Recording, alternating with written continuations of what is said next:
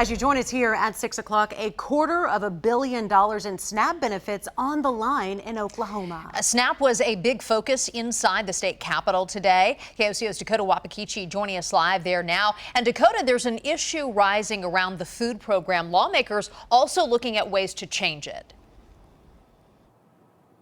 Absolutely. Oklahoma has just a few months to solve this issue, or you could be left to pay nearly $250 million. That's obviously a lot of money there. Bills on this topic are also making their way through the Capitol.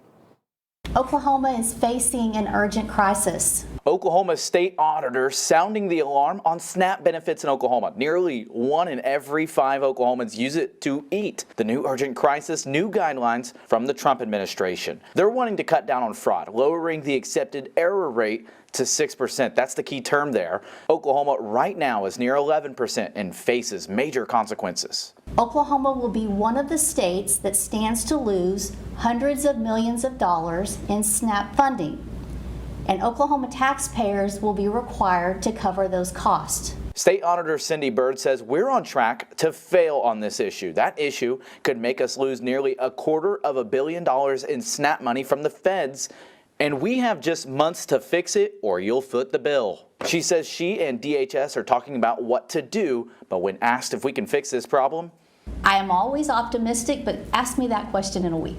Oklahoma's lawmakers are focusing in on this today. The Senate heard from DHS on their budget. SNAP was talked about there. There are bills, too, advancing through committees that could impact eligibility, immigration status being the focus. To make sure that those recipients of these dollars are, in fact, American citizens. I think that is something that I've heard resoundingly from my constituents and folks around the state, that welfare recipients should be American citizens. I don't think that is a controversial thing. So that bill did advance through that committee. It has another committee before the House floor, but there are other bills targeting SNAP. They say they're hoping to fix fraud with that program. Now, I reached out to the Department of Human Services about this issue the state auditor is raising. We'll have that statement on KOCO.com. Reporting live, Dakota Wapakichi, KOCO 5 News.